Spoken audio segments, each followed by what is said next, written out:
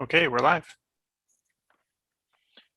Good evening, everyone. I'll call the Planning Committee meeting to order. Welcome everyone to our virtual Planning Committee meeting. Due to the COVID-19 pandemic, physical distancing measures, members of the committee are participating via video conference tonight. We do have members of the senior leadership team on the call as well to participate in tonight's meeting of Planning Committee. Our only agenda item tonight is a public meeting under the Planning Act. We will get started with that right away. Just referring to my notes here, although with these virtual meetings, although registration prior to the meeting was encouraged, if you're watching tonight, you do want to participate. What you do is email cityclerks@barrie.ca, or you can call 705-797-5353. That's 705-797-5353, and our staff will send you the information you need or give you the information you need to participate in the meeting.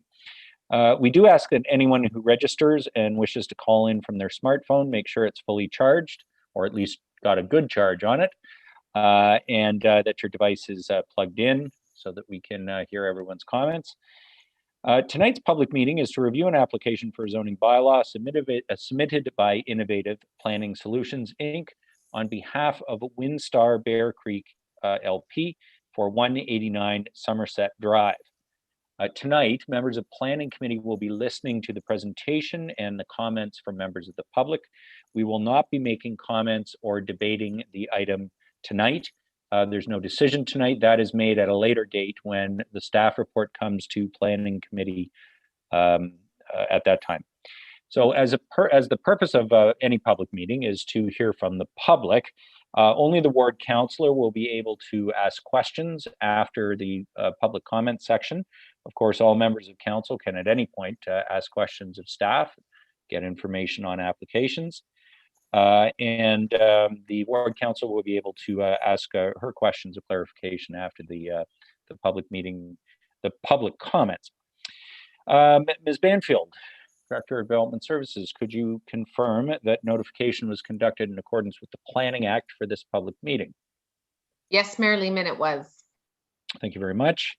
So I'll now call on Greg Barker of Innovative Planning Solutions, Inc. to provide the presentation concerning the application for a zoning bylaw amendment for 189 Somerset Drive. And for all those watching and wishing to speak or who are already on the call, we will get to you and your comments afterwards, and I'll have a bit more to say about the process for that after the presentation and update from staff. So, Mr. Barker, welcome to Planning Committee, and the floor is yours.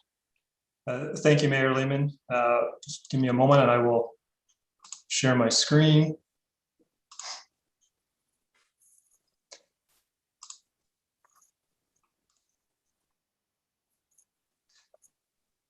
I trust everyone can see that, can hear me fine.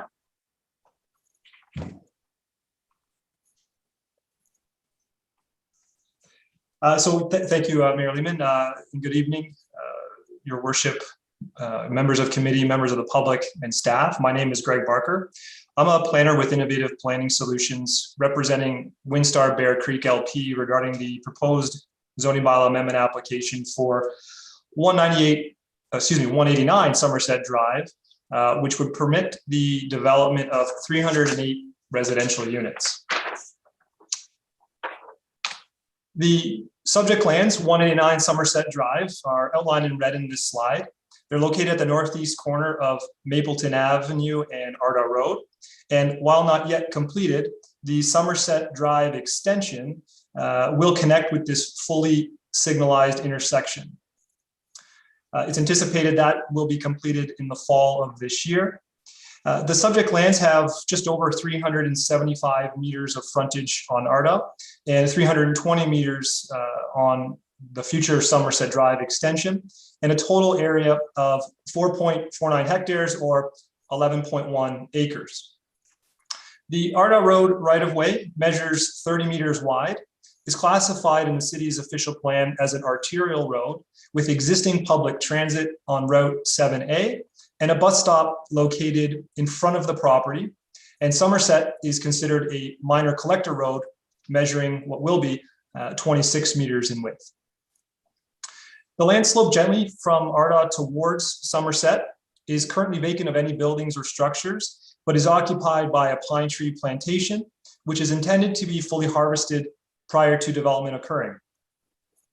There are a variety of surrounding land uses, amenities, and public service facilities in proximity to the site, including EP and open space lands for recreational uses, one high school and 2 elementary schools, as well as an existing commercial plaza, all within walking distance. South of Arda Road contains commercial lands, parking, and athletic field associated with St. Joan of Arc High School. Towards the southeast of the property, also on the south side of Arda, is an existing subdivision extending from Wildflower Court, containing single detached dwellings. Immediately east of the property is an EP block containing Bear Creek and its associated buffer. The limit of this block was recently established and approved by the city, which I will discuss in a little bit more detail shortly. And further east are recently constructed single detached dwellings. Lands to the north of the site and north of the Somerset Drive extension are EP containing the Bear Creek wetland, which wrap around to the west and also includes lands designated for future urbans further west. Lands to the southwest contain a recent townhouse development, Bateau Park, and additional single detached dwellings. And for those who are are familiar with the area, as you sort of step back, the site has convenient access to County Road 27 and is within an approximately 5-minute drive to Highway 400. The subject lands were created through recent Planning Act approvals obtained by the previous owner of the lands, including official plan and zoning bylaw amendments, along with a draft plan of subdivision. The lands are known as Block 76, they're outlined in red on the slide, in Plan 51M1167, which was registered with the city on September 26, 2019. This plan also includes the mentioned 75 single detached dwellings to the east, municipal roads, including the Somerset Drive extension, and a large EP block, which is labeled as Block 79, immediately east of the property. The EP lands, this Block 79, are not part of this application and will be maintained, measuring approximately between 80 to 100 meters in width, separating the subject lands from the recent constructed dwellings to the east. Through the approvals process by the previous owner, there was a requirement to complete an archaeological assessment to the satisfaction of the city and the Ministry of Tourism, Culture and Sport prior to final approval. This assessment was completed in consultation with the Huron-Wendat Nation, and a sign was erected east of the property limits to acknowledge the site in collaboration with the Huron-Wendat Nation, Councillor Natalie Harris, and city staff. More recently, Your Worship and Committee, one thing to speak to when we're sort of giving a bit of context and background on the site, I'd point out that there has been some on-site vegetation has been harvested from the property recently. And while this may be perceived as being in anticipation of development, these trees were removed as a result of health and safety concerns, first identified by a member of the public to the city, and then raised or brought forward to my client and the owner of the property. This was done in August of 2020 and was initially addressed at that time. Further issues as a result of some inclement weather, to put it politely, occurred in late 2020. And in January of this year, through the owner's arborist, the city's forestry and development services departments authorized the removal of additional hazard trees, including the approval of the necessary right-of-way activity permit to conduct those removals. So just to point out, the removal that has occurred, which I know a lot of residents had an interest in and still have an interest in, it was limited to the southern portion of the property located along Arda Road. And the removal occurred for a line equal to the distance of the height of the trees. So effectively what was done was the trees were taken out so that if a tree were to fall, it wouldn't fall on the sidewalk and it wouldn't fall on the road. So that was the intent behind the recent tree removal on the property. Along with the mentioned draft plan of subdivision registration, there was associated official plan amendment, which designated the lands as residential, as shown on the left. and rezone the lands as RM2, residential multiple family second density, shown on the right, and was approved by, these amendments were approved by council in 2017, the previous council in 2017. And just to point out and reiterate again, the EP lands in the green east of the site, located here, the limits of this EP block were established through those approvals, and they're not subject to this application. These EP lands include the Bear Creek wetland to the north, are not impacted or altered by this application. The current RM2 zoning permits a number of built forms, including townhouse units, boarding homes, as well as walk-up apartment buildings to a height of 20 meters, and allows up to a density of up to 53 units per hectare. The proposed zoning bylaw amendment application is based on the conceptual site plan shown here, which proposes a total of 308 residential units, equating to a density of 69 units per hectare. Access to the site is proposed along both Arda and Somerset, and through pre-consultation with city staff, one full movement access on Arda was recommended in an effort to reduce the number of vehicles making use of Somerset.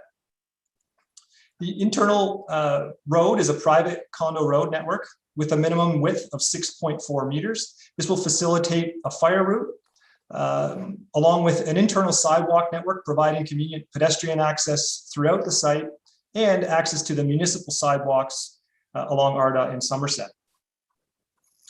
There are multiple visitor parking spaces located throughout the site, totaling 52 spaces, along with open space areas in the southeast corner along here. A stormwater management area located in the northeast, and a large centralized amenity area for use by future residents. The development will operate as a condominium, providing services such as private curbside garbage collection, snow removal and clearings for sidewalks and driveways, lawn and garden maintenance for common areas, and lighting. Of the 308 units proposed, there are 218 back-to-back units, all with private individual rooftop amenities. There are 3 back-to-back unit types, including 40 type A units, which are shown in this orange color, and generally the exterior units on these blocks. There are 20 type B units, which are the sort of more of the internal units within these blocks, identified in yellow.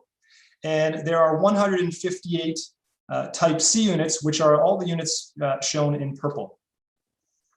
In a 90 unit apartment building rounds out the unit count, shown in pink at the southwest corner. This apartment building is proposed at 6 stories or 20 meters along the west side of the apartment building, and steps down to 5 stories to the east. This step down provides for a terraced amenity area of approximately 600 square meters. And the apartment is strategically located at the intersection of Arda and Somerset in an effort to define the intersection and to gradually reduce densities out.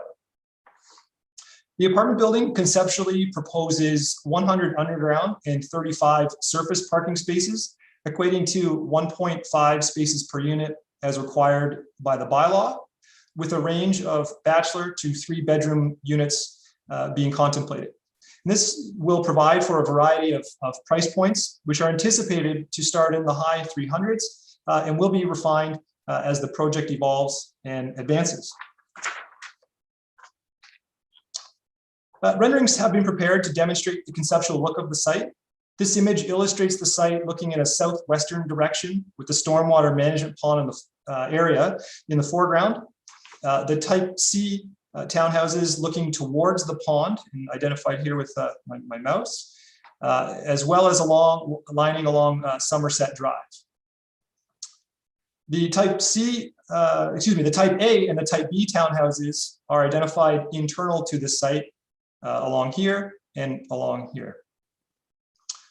The type A and B townhouse will provide between 14 1,400 and 1,300 square feet of living space over 4 stories, and a minimum of 8 square meters of private rooftop amenity per unit.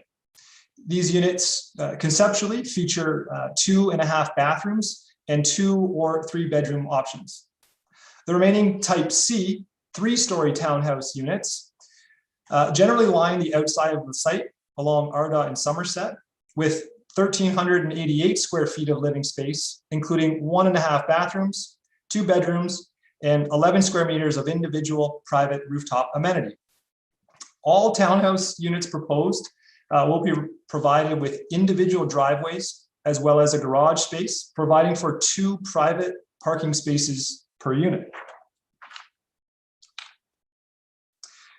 These additional renderings also illustrate the conceptual look of the site, including building colors and facades. The top left image provides a view of the 3-story townhomes along Ardagh, which, based on preliminary grading plans, these units will be slightly sunken as viewed from Ardagh, reducing the perceived height of the buildings. The top right image provides a view of the apartment building at the corner of Ardagh and Somerset Drive. The bottom left image provides a view of the site looking northeast towards the centralized amenity area and visitor parking spaces. And the bottom right image provides a view of the proposed 4-story townhomes internal to the site, so the type A and the type B townhouse units. And this image illustrates the conceptual view of the type C townhomes along Somerset Drive. And I can also confirm to committee as well as members of the public that should the proposed amendments be approved, further and more detailed design will follow in the form of a site plan application. This process is intended to address matters limited to, or including, but not limited to, building materials, architecture, landscape elements, detailed engineering design, as well as lighting, all of which will be in accordance with the applicable urban design guidelines and municipal standards, and will ultimately require further approval through staff prior to construction occurring. So in order to permit the development of the concept plan, a zoning bylaw amendment application is proposed to rezone the lands from the current RM2 zone to the RM2 and the RA1-2 zones, each with special provisions. The lands intended to be rezoned RM2 with special provisions are located generally to the east, sort of away from the intersection of Ardagh and Somerset. The lands intended to be rezoned RA1-2 are focused towards this intersection and would include the apartment building and its associated parking. The intention, Your Worship and Committee, of the split zoning is really to facilitate the potential phasing of the development. However, I just want to be clear that the intention is for this site to develop as one comprehensive development. A blanket easement would be proposed and provided through the site at the time of site plan control. This will ensure the lands function as one, allowing for exclusive use of all the common elements by all residents, including sidewalks, roads, open space areas, and amenity areas. And like I said, to ensure that the site functions as one development. But for the purposes of the zoning analysis, this development is treated as if it were two separate lots. This table identifies the special provisions being requested through the application for both proposed zones. The proposed RM2 special provisions are shown on the left and include reduced setbacks and parking requirements, increased height, gross floor area, and density, while also seeking to allow back-to-back townhouses as a permitted use within the RM2 zone. Under the proposed RA1-2 zone, similar special provisions are sought to permit reduced setbacks and landscaped open space, and to permit increased coverage, gross floor area, and height. While a number of special provisions are proposed, many of them are a direct result of the proposed split zoning, as well as seeking a more efficient and compact development than the bylaw currently permits.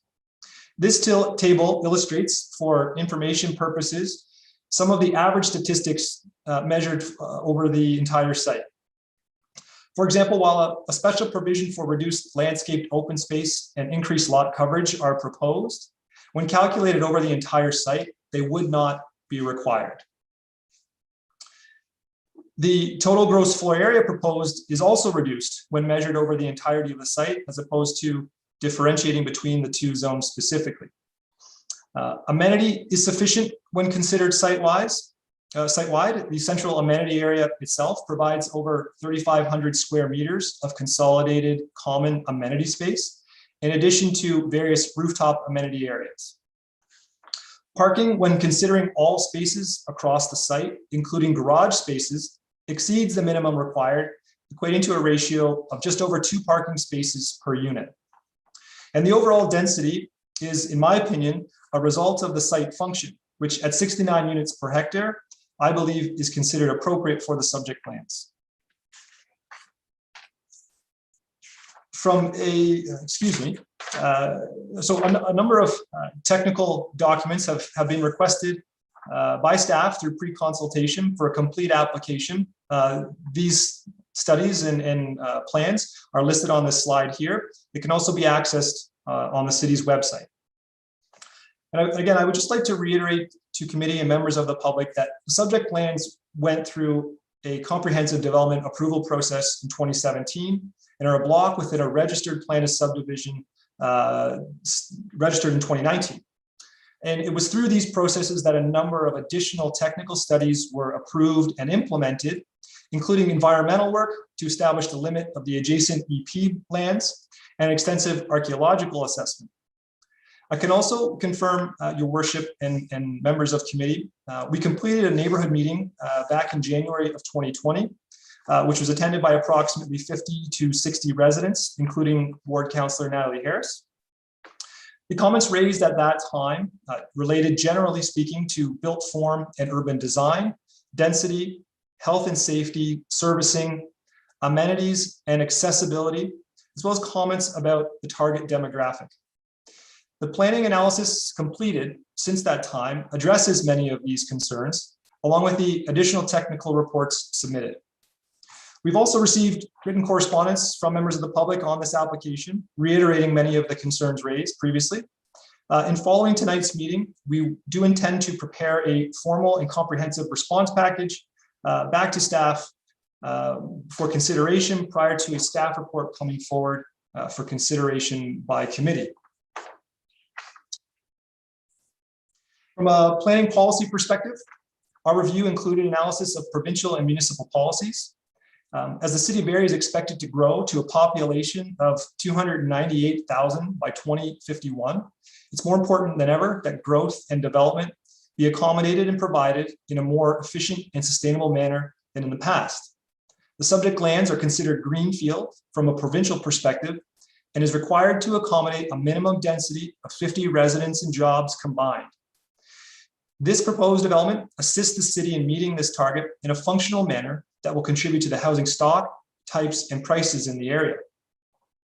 Compact, efficient, and higher density developments are generally supported by all levels of planning policy, including provincial and municipal documents. Development which makes efficient use of existing infrastructure, is transit supportive, and contributes to the housing stock and provides more attainable housing, which can assist in reducing housing cost, is encouraged and also proposed by this development. The city's official plan encourages the maintenance of reasonable housing costs by promoting all forms of housing and directs that the zoning bylaw be amended to allow for innovative housing. The site is located along an arterial and collector roads, adjacent existing public transit, and in proximity to existing schools, parks, and commercial amenities where medium and high density development and intensification is encouraged to locate.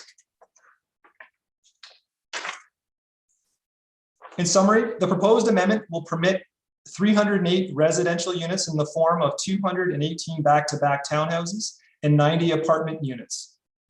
These units would be provided full municipal water and sewer servicing, increasing the efficiency and cost effectiveness of maintaining those systems. The proposal will maintain base RM2 zoning with special provisions over the majority of the site and will introduce RA1-2 zoning with special provisions at the western edge of the site. The development proposes a higher, more compact and efficient use of the land while remaining functional and without adverse impacts to surrounding lands. The built form complements existing development in the area by contributing to the range of housing types and costs in the area, while also promoting the use of transit as well as active transportation.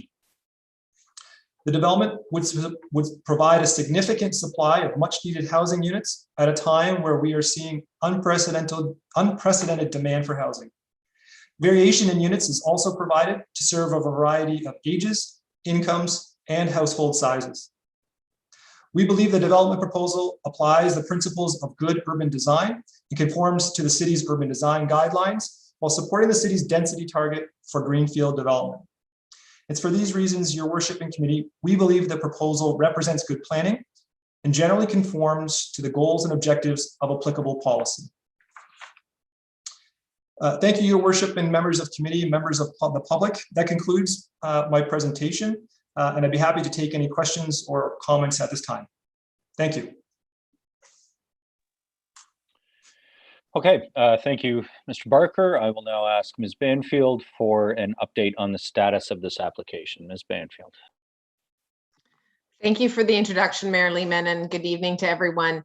You have before you a memorandum that does describe the application for the amendment to the zoning bylaw.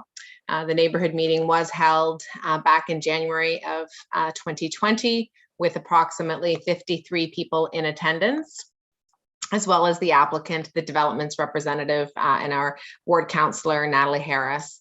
The comments that we heard were absolutely around the introduction of the apartment building built form, as well as the townhouses that are proposed, the general proposed density of the development, and any sort of related to traffic impacts, as well as the impact of the development on the adjacent treat area and the water course.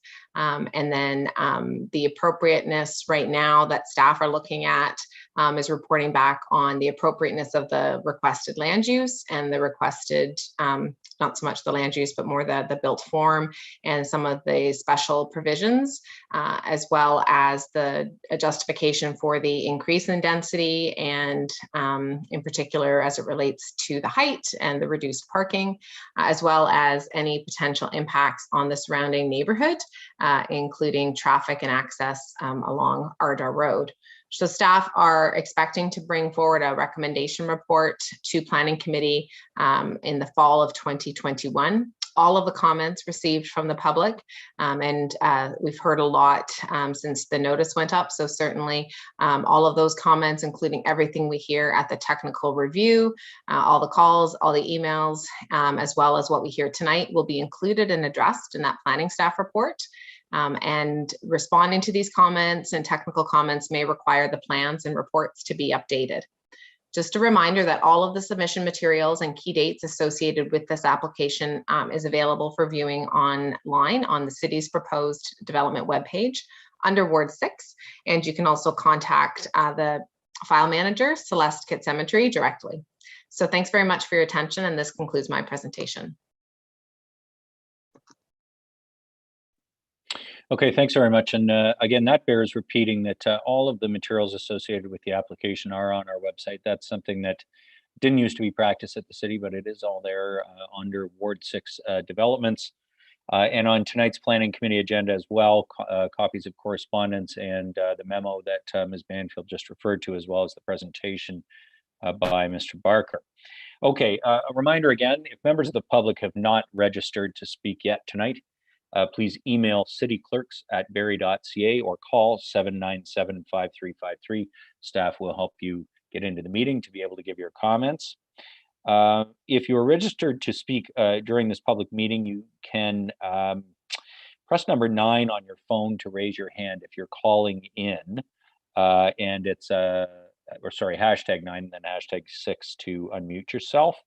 I will ask, as we bring in each speaker, each member of the public, we do need your name and address for the record of the meeting, and then you can proceed with your comments. So we do have a number of people who have registered for tonight's public meeting, and I will just ask that ideally keep your comments to about 5 minutes to allow everybody a chance to speak tonight. but I do understand there are a few people on the call who are representing larger groups of neighbors. So of course, I'll give some leeway to that to allow you to give all your comments. All of the questions that are raised tonight will be addressed in the final recommendation report prepared by city staff and forwarded to council for a decision, or presented to council. Okay, so let's get started with our registered speakers. We have had another speaker registered during the meeting. And again, for those watching, if you wish to speak, do email or call in and get on the list. Our first registered speaker is Sandy Fisher. Ms. Fisher, welcome to Planning Committee. And if we can just get you to unmute yourself, then be glad to hear your comments. Hi, can you hear me? There we go. We can hear you now. Hi, thank you very much. Thank you so much for inviting me to the meeting. So I represent 72 residents. I'm Sandy Fisher. I live at 31 Wildflower Court. And I had sent around a number of surveys so that people could respond to the development. So I'm just going to read what I've written out so I don't get emotional. And you know, it's a compilation of a lot of information from everybody, so don't shoot the messenger. Okay, thank you. Go ahead. So does this, and so it's more like a, I just want to read through an opening statement type of thing instead of being interjected so that I can get through it, because it is lengthy. It's probably going to take me about 10 minutes. So does this development plan match Barrie's growth management, conform to the growth plan and associated policies? The one city, one vision, one plan feels more authoritarian when the public who vote councillors into their positions fail to listen to their constituents. Natalie Harris, I'm not trying to point you out or anything, because I've had a number of people who have not responded to me, but I've sent a number of emails with you carbon copied, and you have not reached out to me at all. It is clear that the zoning plan for Barrie does not match the city's existing growth plan or the 2051 growth plan. Not only does the zoning not match the growth plan, but the excessive special amendments essentially supersede the plan and zoning altogether. It comes across to the public as an abuse of authority, as we don't have a say. So during previous public meeting on the 22nd of January last year, 2020, quite a few of us opposed these very same amendments. And it included the reduced setbacks and the reduced parking, the increased building height, the congested buildings, the back-to-back buildings, and the endless special provisions. And that hasn't changed. And it's been 16 months. And yet this is still going forward. Our voice is unheard. It just feels like the city of Barrie is not enforcing existing bylaws and pencil whipping approvals without sufficient assessments and protections. Having a public meeting during COVID lockdown, when the lockdown will be lifted in 9 days next Wednesday, it could have easily been postponed to that time, where a number of neighbors who are elderly are incapable of using technology and going online and joining the public meeting. As far as zoning does not match the growth plan. The development amends current zoning drastically in number of units, residents, less parking, more traffic. Residents purchasing homes in Trillium Ridge and Meadows of Bear Creek were told the land was EP with single dwelling homes based on the growth plan. But then included in the legal package for Meadows of Bear Creek were a document that included and indicated that the land was actually medium density.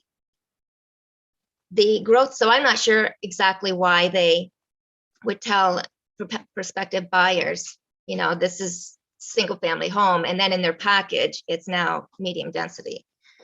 The growth plan shows neighborhood and does not indicate medium or high density. Increased building height of both apartment building and townhouses exceed current approved zoning.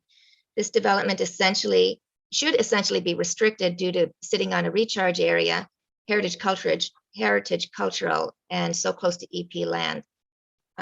It's just surprising that it's being disturbed at all. Negative effects on the existing residents and real estate values are a key point for many people. As far as density, potential of up to 1,200 residents could be expected in this development. This again does not match the growth plan for Barrie in this location. Density affects neighborhood, public safety, the safety of children playing, walking to and from school, from excessive foot and vehicle traffic. Socioeconomical crime. What are the statistics on increased crime in other areas of the city with the influx of this sort of development, the size of development? And I wonder if there's any assessments related to that. Impact on local infrastructure. Excessive congestion and overpopulation reduces property values and gives the appearance of inner city projects. And the example on the corner of Mapleton and Arda, the townhouses that were put in there, they look unsightly. There's no trees, there's no sound barrier. A lot of people have personal garbage in the backyard. Large vehicles can't sit in the driveway because the driveways aren't big enough. They're sitting on the street. And it's just become quite unsightly just to walk by. And, you know, looking from elevated views, it really does not match the current existing housing. Where was I? The excessive congestion and overpopulation. I read that one. Stress on support infrastructure such as overcapacity schools, garbage pickup, street cleaning, healthcare, fire services, etc. That again is going to affect our taxes, increased noise and light pollution from traffic, and increased population congested space. The growth plan and draft 2051 growth plan, the site at 189 Somerset has 189 Somerset as light yellow, indicating a neighborhood, whereas the medium density is designated in a medium yellow color and a high density in a dark yellow color. 189 Somerset, formerly known as 500 Arda, is designated as light yellow neighborhood and not medium or high density, which contradicts the zoning. Arda Bluffs and Bear Creek, adding the Devonlea subdivision, saw a large increase in foot traffic in Arda Bluffs and the people going off the path to avoid each other. The potential of 1,200 more residents, and I know that sounds an extreme, you know, 3 per unit would be 900 residents, directly across from the bluffs would affect a fragile, environmentally protected area with more foot traffic. Protected plant species like trilliums negatively affected by off-trail persons and, of course, off-leash dogs. Wildlife is also negatively affected. Traffic and parking. The average home has 2 vehicles and the potential of 616 more vehicles entering Somerset and Arda Road. Using old traffic patterns from 2014 and 2016 or COVID-19 lockdown traffic patterns are not good enough of a traffic assessment. Does the city accept a developer's assessment that only includes cutting and pasting old data as acceptable when multiple housing developments since have vastly changed the traffic patterns already? Increased vehicle, bicycle, and foot traffic are to be expected. Decreased parking available. Street parking in school zone is a danger to children going to and from school. Construction trucks should not be used using congested side streets as turnarounds, which we've already seen in the construction of the road. With more homes comes more street parking at the nearest schools to pick up their walking kids. Parking on side streets around Mapleton, Arda, and Somerset are already a problem. Design and aesthetics. The copy-pasted design from 440 Veterans Drive /104 White Crescent in the Urban Design Report for 139 Somerset. It too sits smack in the middle of a single-family neighborhood. I'm concerned about the developer, how they've put together their plans and assessments using copy paste, and it just seems unprofessional. And my concern is what other corners are going to be cut. What can we expect from the developer? Building a road without a permit, that too. Builder was caught without a permit when constructing Somerset roadway to Arda and Mapleton Lights. Height and density looks like the projects. Ugly and condensed will bring down the neighborhood property values. Increased building height of both apartment building and townhouses exceeds current approved zoning. Increased congestion of buildings exceeds zoning. A site with few trees and very little grassed area becomes unsightly over time. Aesthetics of building congestion does not match neighborhood. Unacceptable reduced setbacks. Back-to-back townhouses look like slums and do not meet zoning. Endless special provisions and amendments should not be accepted. This area is a low density neighborhood and intensification planning is illogical.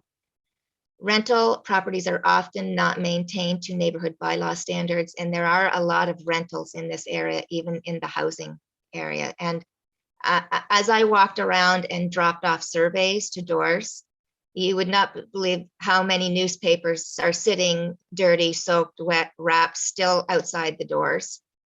There's quite a few rentals in this area. And of course, with these types of structures, we're going to see more of that. The apartment building itself is not part of the zoning, and it should either be eliminated, and God forbid it gets passed, be hidden either in the center or in the back of the property. Environmental concerns. There are well test sites on the property that have yet to provide the impact on the environment. Now, the planner had mentioned a lot of these assessments being done. Well, they're certainly not listed on the website, so they're not accessible to the public. And even if they are done, but these test wells are not even registered with the Ontario. I get further down just to discuss that. So I'd like to know where those environmental studies are. Land protection. The land will be a parking lot with buildings. There's no land protection. Existing zoning without amendments does not match Barrie Land Protection Plan regarding air, land, and water. Building on a water recharge area. The tree preservation area does have some trees that have been removed. And now those are not in the very front. Those are all the way through the site along the EP land that have been removed. And I'd like to know why those are removed. That is an area that is still supposed to be environmentally protected and archaeological, and also an archaeological site. So no trees should be removed from any site until all assessment studies, approvals, and construction are ready, because often construction sites are started and then they sit for a while before they get completed or sold off to somebody else or whatever else. So that was another suggestion, not to have these trees removed until the site is ready for construction.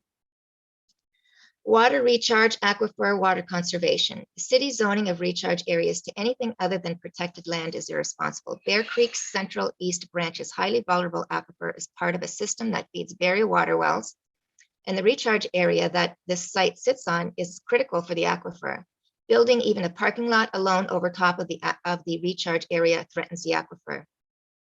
Does the site plan contain appropriate phasing policies or other policies prohibiting the zoning for and approval of development applications until the required water and wastewater infrastructure is available?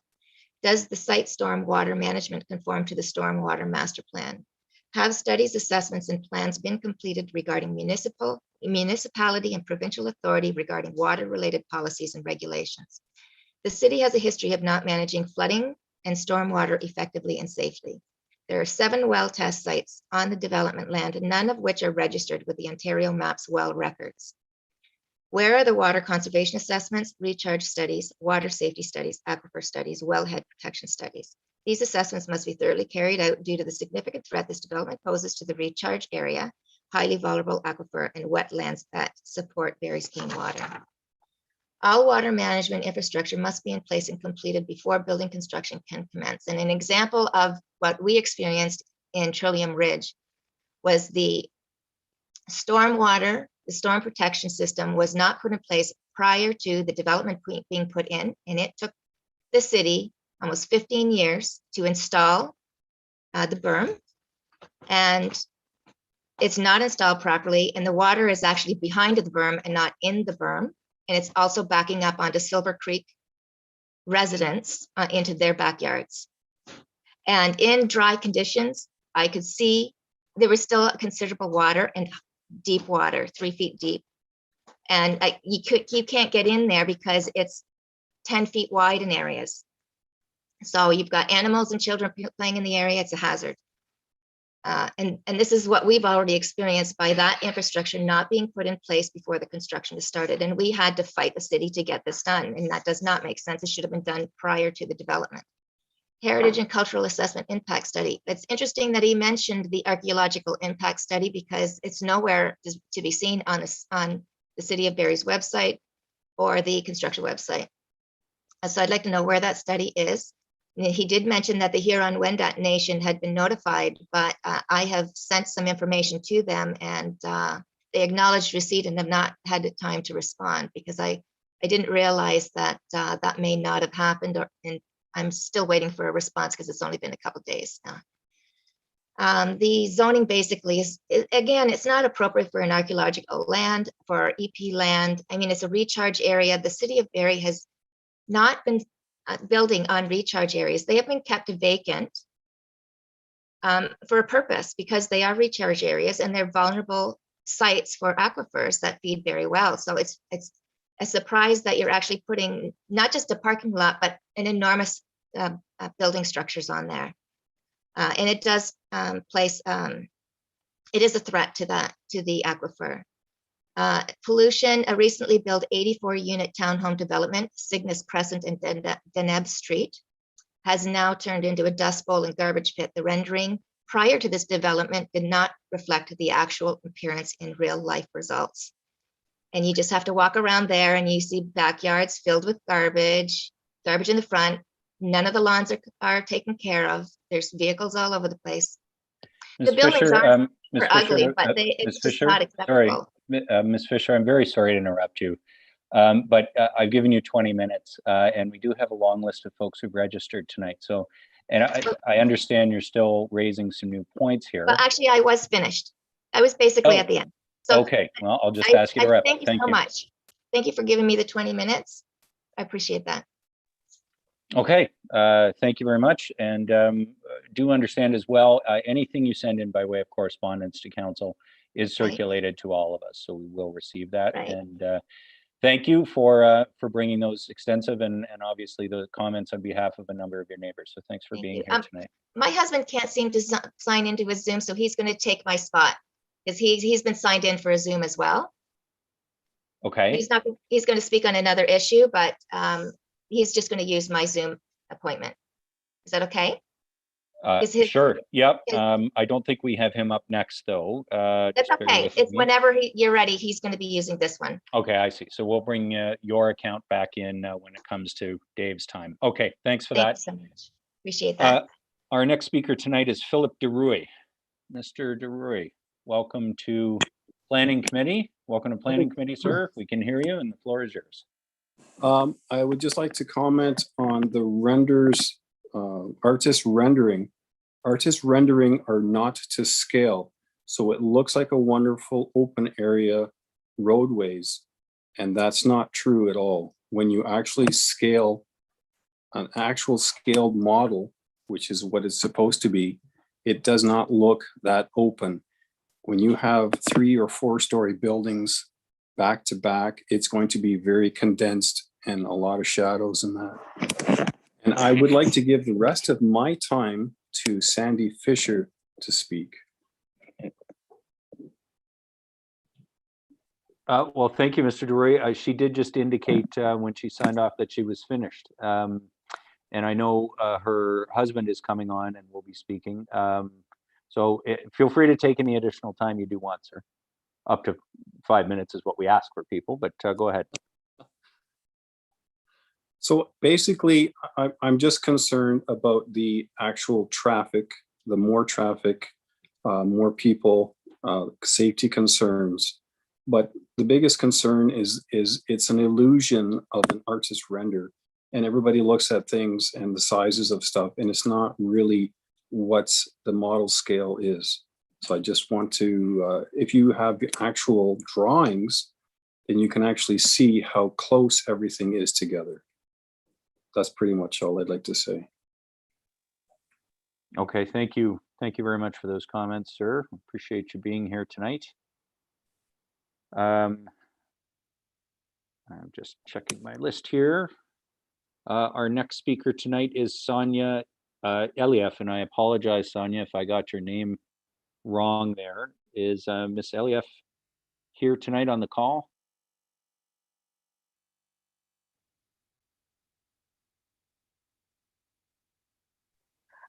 Mary Lehman, no, she's not on the call. We Not just on looked. at this point. Okay, no problem. Mary Lehman, sorry, I didn't mean to interrupt. We didn't get Mr. DeRoy's address. Oh, Mr. DeRoy, if you can, yeah. Oh, there we are. He's back on. We just need your address. Roy at 16 Wildflower Court. 16 Wildflower. Okay, thank you so much, sir. Okay, if Sonia's not on, then we are at Dave Fisher. Mr. Fisher. And I think, Ryan, we need to bring Sonia sorry, we need to bring Dave in on Sandy's account. Yeah, there we go. Yeah, good Mr. evening. Fisher, welcome to Planning Committee. Go ahead. Thank you very much. You can hear me? Yep, go ahead. Hey, my name is Dave Fisher. I live at 31 Wildflower Court, as you probably already know. So I'm going to read a prepared statement, also try to stay on point and cover the concerns for me, which are overpopulation, safety, and water management. Let's start with the growth plan. According to the Barrie Growth Plan, which is incredibly difficult to verify based on the myriad archived and current plans, documents, maps, forms, and projects saved on the city website. However, I believe years ago, the plot in question was originally EP land. Then it was changed to R3. And we just heard from Mr. Barker, it was again changed in 2017 to R2, residential municipal dwelling second density. So 18 months ago, we attended that advertised meeting, or poorly advertised meeting at Hawley Community Center. And the city developers wanted to change it to special provisions, increasing the population. Those in attendance were against it, of course, for common reasons: overpopulation, aesthetic, property values, traffic issues, and environmental impact. But this obviously fell on deaf ears because now you want to increase it to RA12 with special provisions to increase it, to further increase the residential density. And yet, to further complicate the issue, this line that was in the letter sent out by the city, the requested special provisions include, but are not limited to. So does that give the developer or the city the chance to change the zoning again to whatever they want, this not limited to special provisions? So according to yet another form found on the city website, the downtown urban area density plan is at 150 residents per hectare. This project is on 4.49 hectares, have to remove 0.466 hectares for the stormwater management basin, leaving the 308 units on roughly 4 hectares.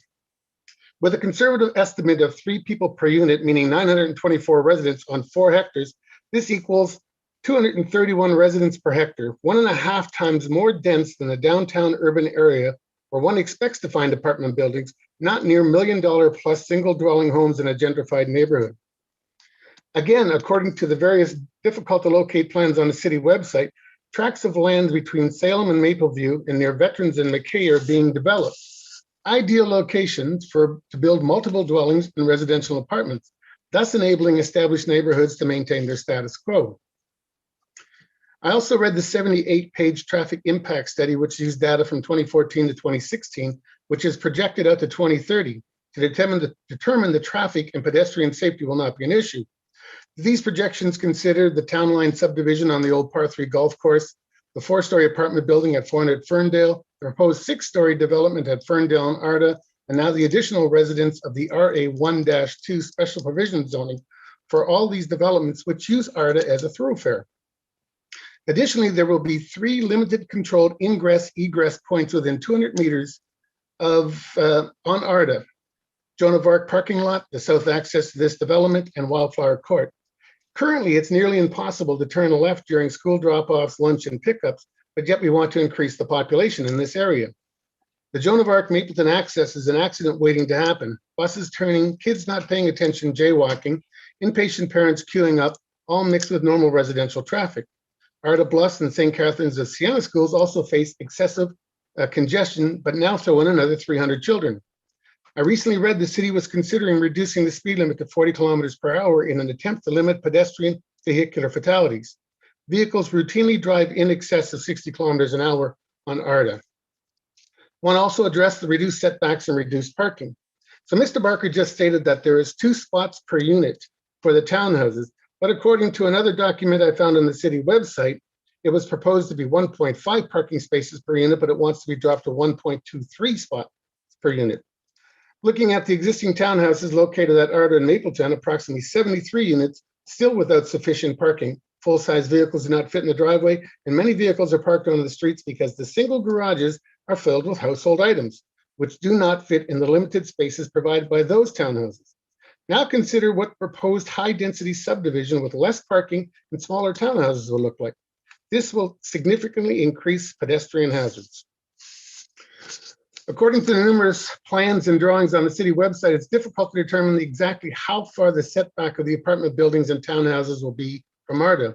There doesn't appear to be a sound abatement or security fencing, and because of the back-to-back townhousing design, building access is gained through the garage, vehicle door, or street door, meaning kids will be playing on the limited space between building and Arda, again significantly increasing pedestrian hazards. This issue is clearly evident in the less populous townhouse subdivision at Arda and Mapleton, but at least in that subdivision, there is a parking lot separating the children from Arda Street. Still, no sound abatement or privacy fencing. Finally, water management. Trillium Ridge residents on Wildflower are all too familiar how the city failed at water management. I've lived in Trillium Ridge for 13 years, and there's been continuous flooding issues regardless of the city's failed attempts to rectify the situation. I'm certain when this subdivision was planned 15 to 20 years ago, some professional engineers stated that Arda Bluff runoff will not be an issue. After years of basement and property flooding, the city has now constructed a huge stone-filled ditch to finally resolve the flooding issue. It didn't work. There is standing water throughout the year and properties still flood during the spring thaw. Now the city wants to place another 308 units downstream from the Arda Bluffs on an active watershed area and believe a 0.466 hectare stormwater management basin will resolve all water issues. History has proven this is not likely. In conclusion, regardless of the discussion brought forward 18 months ago and today, regardless of the current residents' objections, regardless of the safety implications, regardless of the environmental impact on conservation wetlands, and the obviously attempt of city and developers to consistently circumvent existing zoning laws, this project will undoubtedly go forward and again land on deaf ears.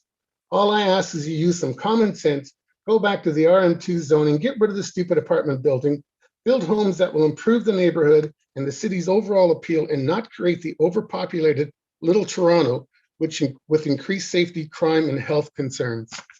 Thank you. Okay, thank you, Mr. Fisher. And I guess at this point in the meeting, I just wanted to note something because there have been a few comments made tonight around the city's application here, and that's not what this process is, nor what's happening tonight. So what happens with a planning application is the owner of the land or their planner or their representative make an application to the city for a change to planning policy. City staff evaluate it, go through all the studies, and ultimately provide a recommendation to council. But before that process happens, we have this public meeting, an opportunity for members of the public to give their comments on applications. But it's not the city's application.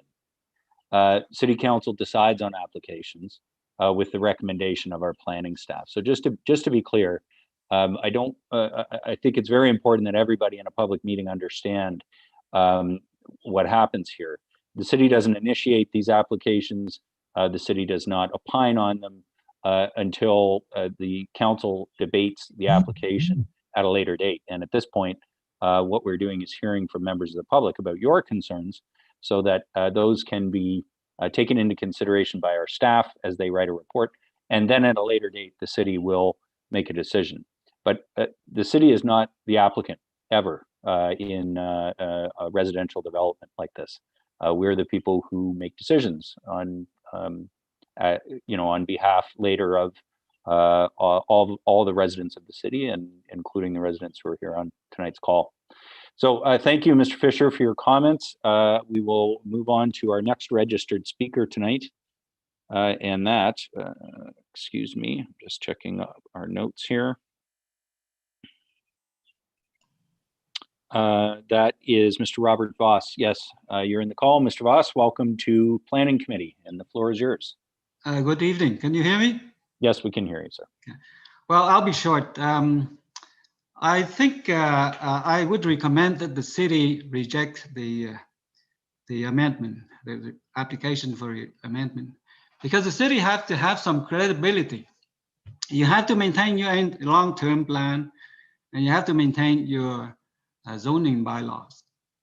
Because if you don't, then people would be afraid to buy a house here. I'm for one would be afraid to buy, because I buy something in a certain zone with a certain standard of construction. I don't know what's going to be tomorrow, 2 years from now, 3 years from now. So I would recommend to you to keep the zoning as it is now. And the developers, if they want to build houses here, they build it according to the existing zoning. And if they want to build something else, they go to a different zone with a different zoning bylaws. And not trying to change the zoning bylaws to fit their marketing plan. Because the market now is good for compacted, shoehorned houses. Therefore, we're going to make an application to change the zoning bylaws to be able to build that. The city shouldn't approve that. That's all I have to say. Thanks. Okay, thank you very much, Mr. Voss, for your comments and for being here at the meeting tonight. Sorry, my screen keeps timing out here on my list of speakers. Our next registered speaker tonight is Matt Lee. Mr. Lee, are you on the call? Mayor Lehman, Matt Lee is not on the call tonight. Matt Lee's not on. Okay, I'll call for him again at the end. Next, we have Valerie Calhoun. Ms. Calhoun, are you on the call?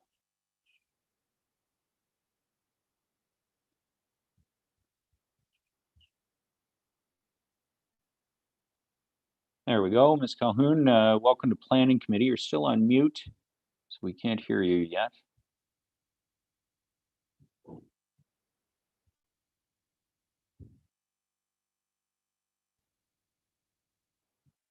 Oh, still on mute. Ms. Calhoun, I don't know if that's on your end, but we can't hear you yet.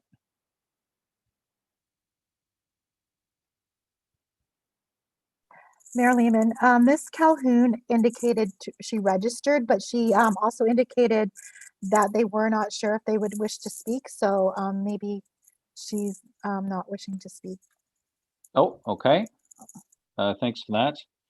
We'll move on to Lorraine McCoy. Lorraine. Welcome to Planning Committee. You are still on mute too. So we'll get you to just unmute yourself and give us your comments.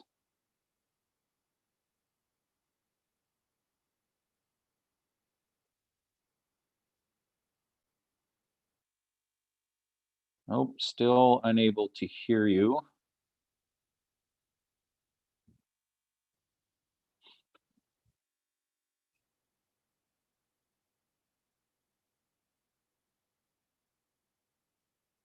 Ms. McCoy, if you can hear me, we can't hear you yet. Mayor Lehman, Ms. McCoy seems to be having some difficulties from her end with the speaker. So we'll see if we can reach out to her. Okay, why don't you reach out to her and we'll bring Lorraine back in once we get that sorted out. And if we can move on to Stephen Trotter. Mr. Trotter. There we go, we can hear you. Welcome to Planning Committee. Thank you, Mr. Mayor. And my name is Steve Trotter, and I live at 12 Primrose Crescent. I want to make it very clear to members of Planning Committee, I'm here speaking as a resident within the designated circulation area. I'm not here on any other capacity. I want to make sure that I don't get pulled into any the codes that are currently seem to have complaints coming in very frequently. So I just want to make it very clear. I'm here as a resident within the distribution under the Planning Act. And thank you for having me here. First of all, I understand that this land's been designated for development long before my house was built. And I also understand that since the time, provincial guidelines have changed requiring intensification, and there should be a mix of housing in the area. So I have no issues with that.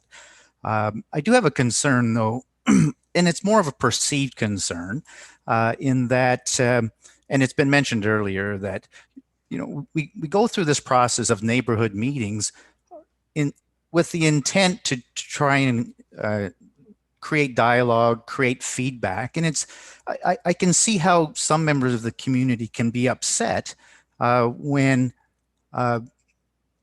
from their perspective, it looks like it's a box checking exercise for the applicant.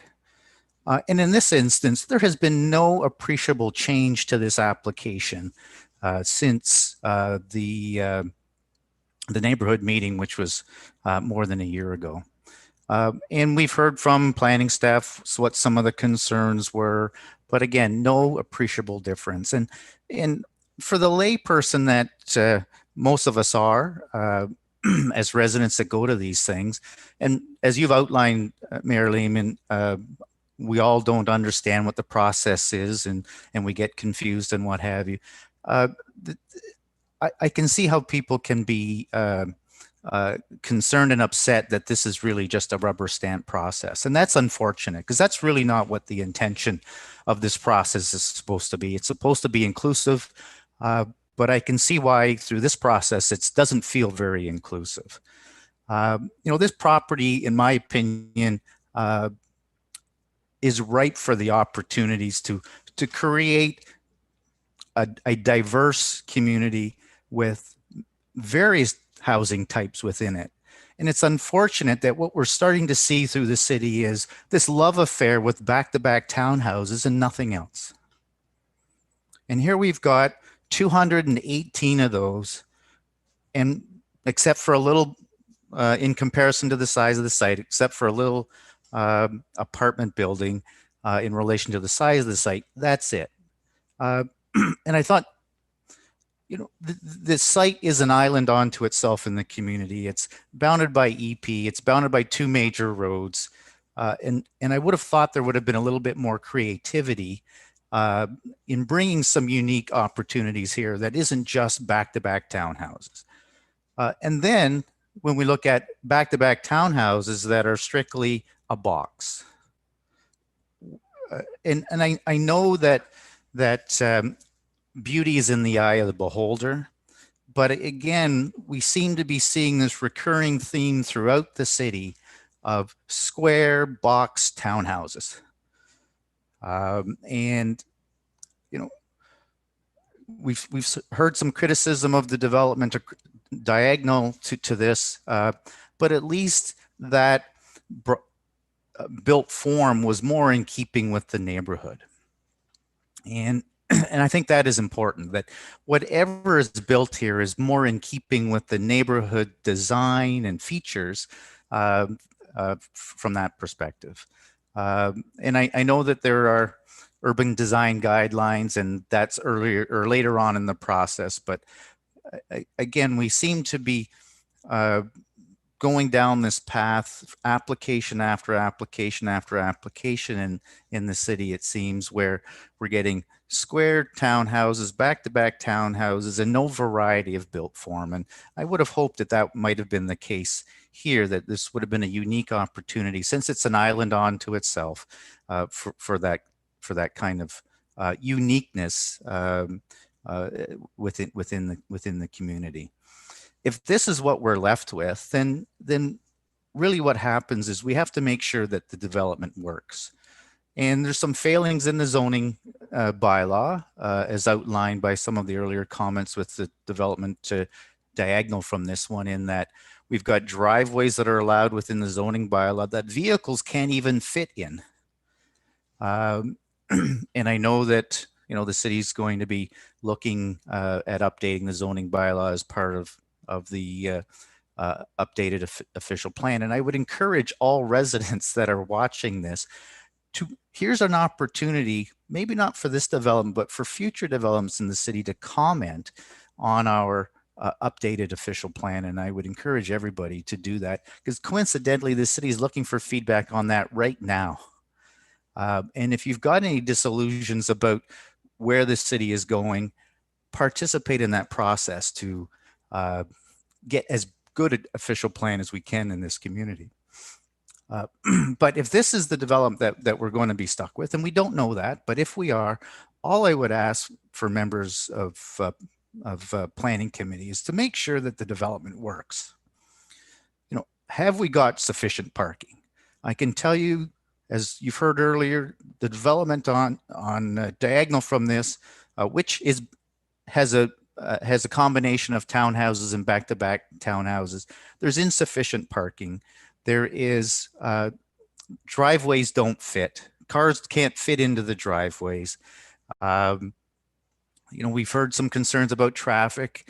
This will be the first greenfield development along Arda Road that has direct access to Arda Road.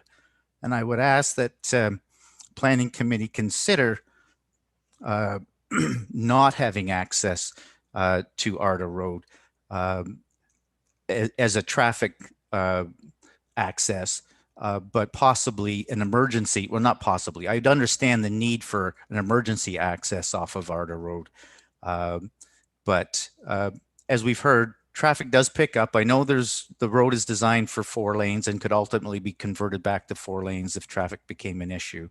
But this would be the only greenfield development along Arda Road that would have direct access. And I would ask members of Planning Committee to give consideration to the fact that having an emergency access only and increasing the number of accesses, I would argue that 1 access onto Somerset would be insufficient if you took the access from Arda away. But I would ask that there be consideration for multiple accesses there if there wasn't an access onto Arda.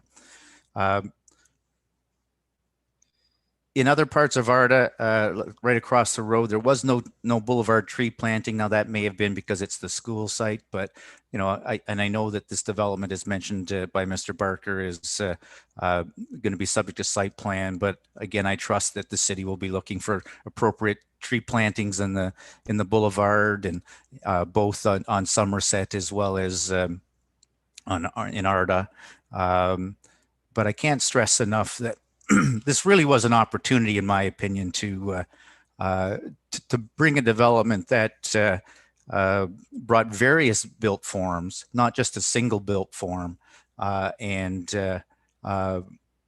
it's unfortunate that didn't happen. But if we're going to be stuck with something like this, we need to make sure that it works, that there's sufficient parking, that there's the right locations to load snow, that people have amenity space, and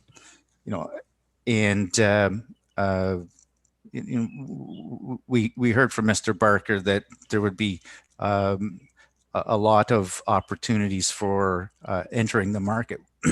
As I get older and grayer, one of the things that concerns me is what alternative seniors housing is there, or mature people's housing, because I don't think we all want to be walking up 1,300 square feet of 4 floors. I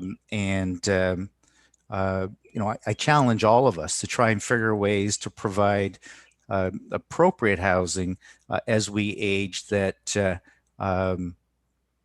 is not institutionalized and is not in apartments and is not expensive.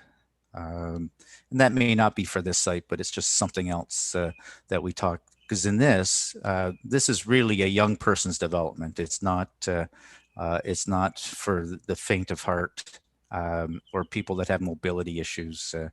But anyways, I'm starting to ramble, Mr. Mayor. So I just want to thank everybody for the opportunity to speak, and thanks again. Thank you, Mr. Trotter. Certainly not the first planning application you've been involved in.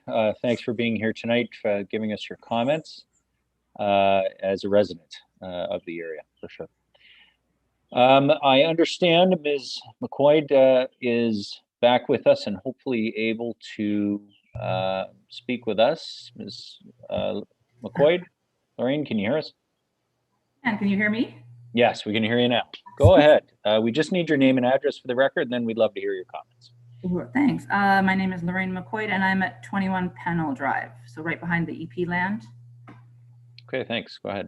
I've sent in a letter with concerns, and I participated in Sandy Fisher's questionnaire or survey that she took around to all the neighborhoods. So most things have already been covered. I was talking about the Huron-Wendat land and the trees, and just my first alarm was all the trees were cut down, but apparently they were just fully harvested. I guess that's another way of saying it. But however, the concerns, I guess, is basically the density, the fact that the zoning has wanting to be changed, but it has already been changed. So it's like, give them an inch, they'll take a mile. So that's, and then special provisions, when they say they're not limited to, it kind of makes me a little bit wary as well, having reduced setbacks, the height, but not limited to that. So I'm not sure what else is going to be going on.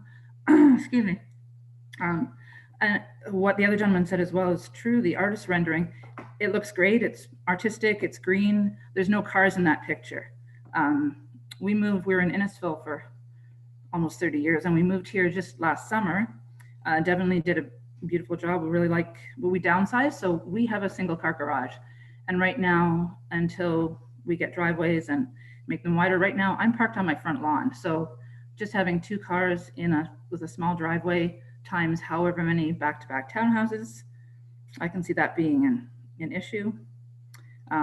In the city of Toronto, for example, on the subway system, there are condos and but not so much with cars. It's not so much of an issue, I don't think. Anyways, I think that's about it. Most of it, I sent a letter, like I said, and those are some of my concerns. Thank you very much, and thanks for adding to the previous points. We appreciate you bringing up some new concerns for Planning Committee to consider. I just yeah, go ahead. When they don't have, when the artist renderings, they look nice, but when they don't have actual people and people living with all their stuff, it just seems to be, it's not as in the picture that he was saying. So speaking for somebody with a single car driveway and 2 regular sized cars and 2 regular sized people in a nice neighborhood, I'm parking on my front lawn and in my front. So if you have that, every other driveway down our street is double or 1.5. So there just, it doesn't seem to be any spot for parking. And then there's the guest parking, which will be everybody's cars, and it'll just be like a parking lot is my concern. It's just the density and when things are not limited to, and the zoning's already been changed from one to another, and now we're requesting yet another change. Like you said, if you look like you're buying one kind of neighborhood and then it just changes on you, is not a good plan. But thank you very much for your time. Okay, thank you very much for coming and giving your comments and bearing with the technical difficulties. Thanks for being here. Next to speak, we have Jim and Joan Harris. Mr. and Mrs. Harris, I see you in the attendees list. Can we get the Harrises into the call? We already have one Jim Harris in this call. There we are. Mr. and Mrs. Harris, welcome to Planning Committee. Can you hear us? Don't have any audio from you yet, Madam Clerk. Mayor Lehman, they had indicated that they were registered, but they were not sure at the time they registered if they wish to speak. So they may not wish to. They may not wish to speak, but we can reach out to them. Okay, if you could, we can always come back to the Harrises at the end. Next registered to speak is Tony Hastings. Is Tony Hastings on the call?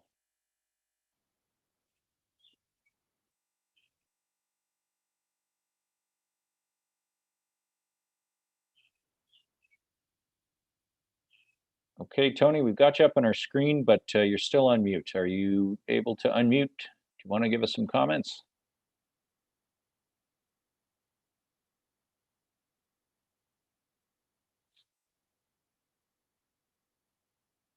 Mr. Hastings, can you hear us? There might have been a few on tonight who wanted to be on the call, but didn't necessarily want to speak. Mr. Hastings, if you can hear us, here's your chance to give us your comments.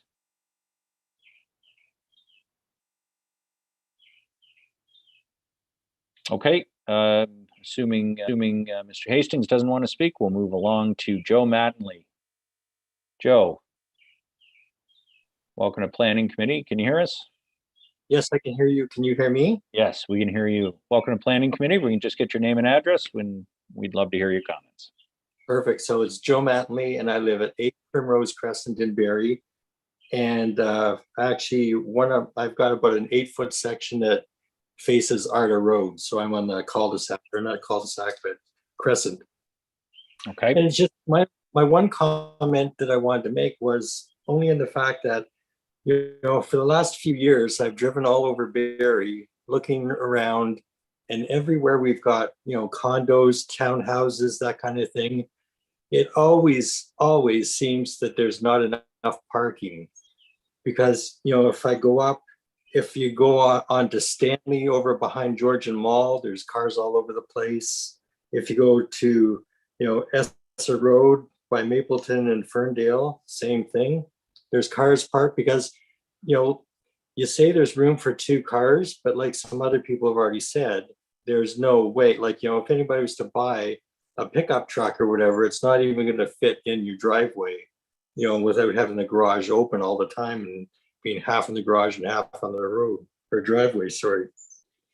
And also like Ferndale between Somerset and Tiffin, at least there, like where those Pratt, the condos are, they're set back, fair ways from the road and everything else where there's, ample parking for them.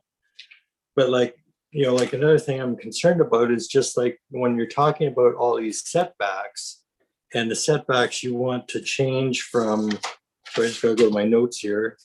In the apartment building, you want to go from the rear yard setback, which is zoned for 7 meters or 23 feet. And the developer wants to take that down to 1.6 meters or 5 feet. So now you've got a 60-foot tall building pretty well right beside the sidewalk, which is not very pleasing to the eye at all. Whereas, like I said, like the Pratt things are down on Ferndale between Somerset and Tiffin, they're back on their own land, and they're only what, I think maybe 5 stories, maybe 6 stories. And then for the townhouses, front yard setback still zoned 7 meters. The developer wants to make it 3.8 or 12 feet. And it's like the conceptual drawings of the townhouses, to me, I don't know, when you look at them, where they say it's a 3-story townhouse, it looks like 4 stories because of that, I guess that terrace or whatever on top. And the 4-story looks like 5 stories to me in the drawings.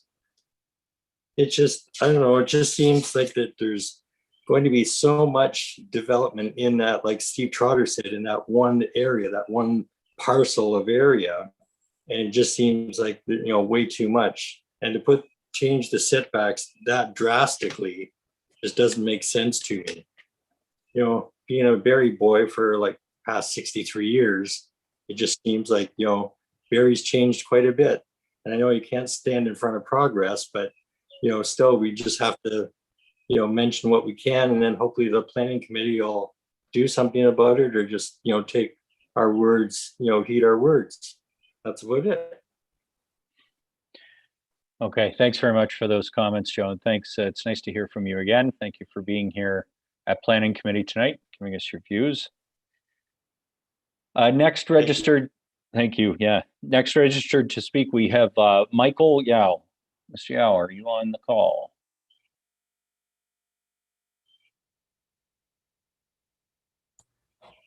Hello. Hi, Mr. Yao. Hi. Yes, we can hear you. If we can just get your name and address for the record, and then we'd love to hear your comments. Hi, this is Michael from 29 Wildflower. Okay, go ahead. And yeah, I moved from the east of Barrie to west because it's so crowded in that area. But over here, city can see the most houses over here, they are the lower house, right? Like the bungalows. Now it's changing to a department in these areas. We are almost at the end of the city. This is really not compatible with these areas, especially for the EP land. And only the biggest area, I think the biggest worry, I agree with the Sandy and Dave. There's the big, could be to have the water problem from the EP land. So really just need the city to consider about the water treatment. Yeah, that's all I want to say. Okay, thank you very much for the comments. Thanks for being part of the public meeting tonight. Next to speak is Kathy Colbach. Kathy, is Kathy on the call? Mayor Lehman, Ms. Colbach is not on the call, and as well as Sanya, who called for earlier, I believe, she's not on the call as well. So Okay, those two. and we had one new registrant, I think, during the meeting as well. Yes, Mr. Kieran had indicated that Ms. Fisher was speaking on his behalf. Ah, I see. Okay. So do we have anyone? I'm looking at the list. I think we heard from everybody on the list who wanted to speak. But I will just make a final call out at this point in the meeting and then go to Councillor Harris to ask her questions of clarification. And the last call for any additional speakers. So please email cityclerks@barrie.ca or call 797-5353 if you wish to speak tonight. Staff will send you the information required to participate. And I will go now to Councillor Natalie Harris, who's the ward councillor, to ask any questions of clarification of the applicant or staff. Councillor Harris. Thank you, Mayor Lehman. Yes, I have a few questions. First, I just wanted to quickly address that emails that came my way, CC'd to me, were responded to by the senior planner or the clerk. And any emails that had direct questions to me, then I would obviously respond to that. I just wanted to make that clear that I wasn't ignoring anyone that was emailing me. Who it was directed to would respond. So my first question is to Ms. Banfield. What are the plans with respect to new families coming into this area that have children that need to go to the school? So as we know, the 2 schools on Somerset are already quite full. What are the plans with that? Through you, Mayor Lehman, to Councillor Harris. So the school board, because this application is under its technical review, we don't have comments from the school boards, but we do circulate to both school boards all development applications. Often what the school board will tell us is that we just need to make people aware and new residents aware that children moving into the community may not go to local schools, even if there are local schools. It really just depends on registration at the time. Okay, thank you. That's, I think, important to know that the residents that have their children going to those schools already, it won't necessarily mean that they would be overflowed. I'm guessing they would be bused to a different school, most likely. Through you, Mayor Lehman, to Councillor Harris, that's usually what the school board says, yeah, that they may be bused. Great, thank you. And the next question was through you, Mayor Lehman.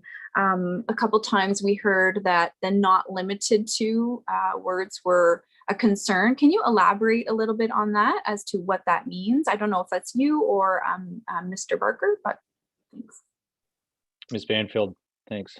Sure. Through you, Mayor Lehman, to Natalie Harris. So it is standard language, and what it's there to talk about is sometimes when we get technical comments, things shift a little bit, and sometimes there are different provisions that have to be looked at by the time the final plan comes to council. So that's just the kind of standard language. It still is always tied to a concept plan, and it's still, if there was a change from what was presented at a public meeting, that change is always spelled out in the staff report. Thank you. And I know we had talked about it, and there was a recent article in the Barrie today just about addressing the archaeological area. I guess maybe just really quickly, if we can like point form bullet, so everybody watching would know, if they didn't read that article, what has been done. And I know I had a great conversation with Mayor Lehman about it, and another resident as well who's very passionate about that area, with respect to how that definitely wasn't ignored, and what communications were made between anyone concerned with those lands. Through you, Mayor Lehman, to Councillor Harris. So I think the important thing to note is that this is a block on a registered plan of subdivision, And so a whole bunch of studies would have been done at the time, including archaeological and even to a certain extent some of the environmental work that some of the residents had talked about. So it's an older plan of subdivision, so it's not quite, doesn't have the privilege of having all the reports online like our current stuff, current applications do, but in-house in back at City Hall, there are those studies. And so all of those studies were looked at the time that this block was created. Thank you. And yeah, Mayor Lehman, I know we had a great conversation as well about how connected City of Barrie is with all of the Native people that are being commemorated in that area. So that is definitely not overlooked in any way, shape, or form. And if anybody has any more questions about that, you can always reach out to me and I can elaborate and expand on what questions you have with respect to that. And one more little thing, I just wanted to say thank you to Mr. Barker and reiterate again that the trees that were cut down were sick. And it was actually a safety concern as well. They were scheduled to be taken down. So I think this has been a great meeting to be able to clarify maybe what appears to be one way, but just the facts behind it makes it a little bit easier, I think, to understand. And going forward, I appreciate everybody who's come forward to share their concerns. And like we said before, they will all be taken into consideration. And this is just listening to your concerns, and we'll go forward from here, but nothing is in stone. And so reach out to me at any time if you want to have any more further discussions. Okay, thank you very much, Councillor Harrison, for those points of clarification. Ms. Banfield, I will make a last call. Madam Clerk, have we had anyone else join the meeting who wishes to speak, or anyone else that we couldn't get on earlier who's indicated they want to speak? Mayor Lehman, we have Mr. Matt Lee. He indicated he wanted to speak. He's not attended the call, but he did provide written comments. So we do have comments from him in the package this evening. Ms. Sorry, Colbach. was that Mr. Mattenley? Matt Lee. No, Matt Lee. Oh, I see. Okay, yeah. Mr. Matt Lee. And Mr. and Ms. Colbach has not joined the call. Yep. And we have no further requests to speak.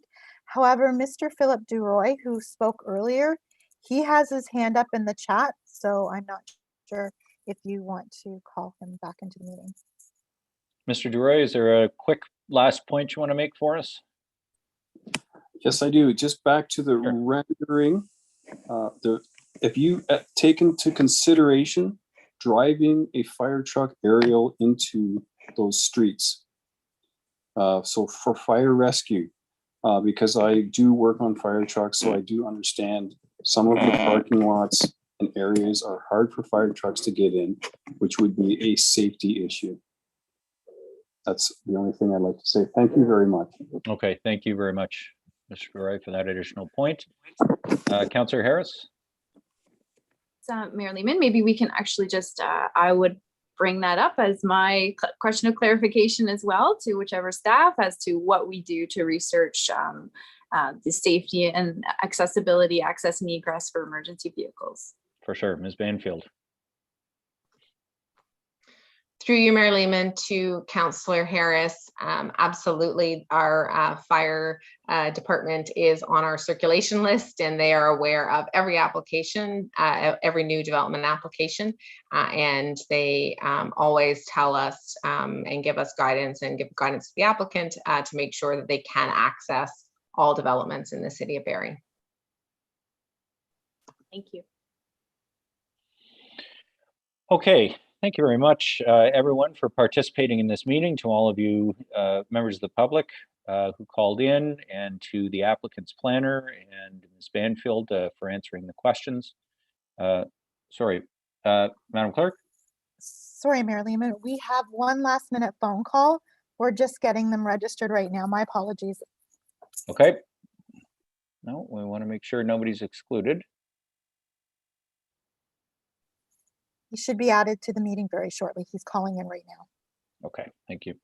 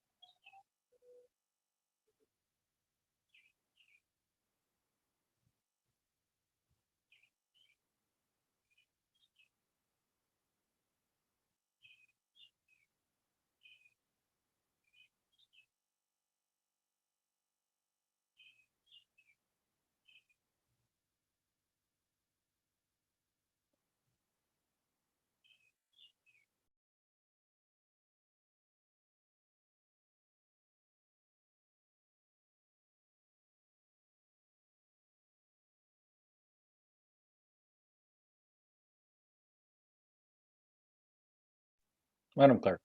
We are just getting him on. Just give us a few more minutes. I was saying maybe we should get some elevator music for the next time this happens. Mayor Lehman, are those birds yours? They're lovely. They are. I'm amazed. My microphone must be much more sensitive than I thought it was. I'll have to be careful about that.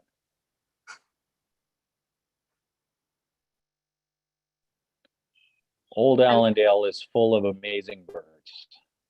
I was doing an interview this morning with CTV to fill the space right here, and my boyfriend was sneezing in the living room, and the microphone was picking it up, and she asked if I had a dog. So no wonder we can hear your birds.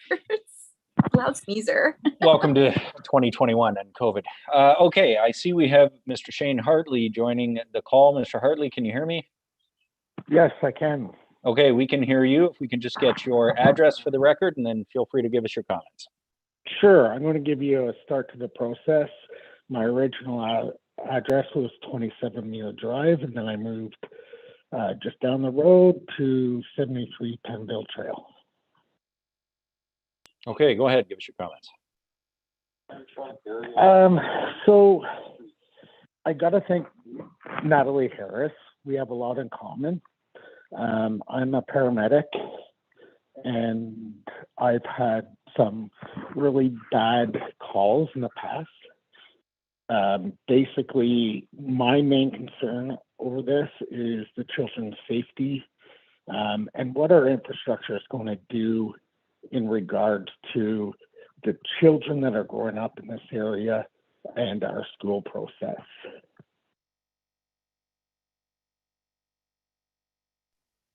Okay. It sounded a bit like a question, Shane. We don't do question and answer in public meetings under the Planning Act. We just have this opportunity for you to comment. So did you? So that is my comment, is the safety of our children. Unfortunately, you know, with the growing influx of our area and the infrastructure, I don't think this is well supported, and I have a very strong concern about that. So everybody else has made great comments and great concerns, but we also have to take a look at concerns about safety with our kids as well. For sure. Okay. Well, thanks very much for coming on and giving us those concerns. All of the concerns from this meeting will be part of the staff report, which will come to council at a later date. And we do appreciate everybody who's called in tonight to give comments at the public meeting. And thanks, Mr. Hartley, for calling in at the end. No, thank you for everybody else too. For sure. Madam Clerk, have we anyone else who wishes to speak? No, Mayor Lehman, that's the last speaker. Okay. Well, then with that, I will declare this public meeting concluded. A reminder that if you want to be notified of when the staff report will come to Planning Committee, email that same address as for the public meeting, cityclerks@barrie.ca. That will ensure you're notified when the staff report comes for a decision at Planning Committee and then City Council. Members of Planning Committee, we have no other items on our agenda. Were there any other inquiries of staff? Okay, seeing none, that concludes our agenda for this evening. Thank you everyone for being here, and we will see you next Monday for General Committee. Good night, everyone.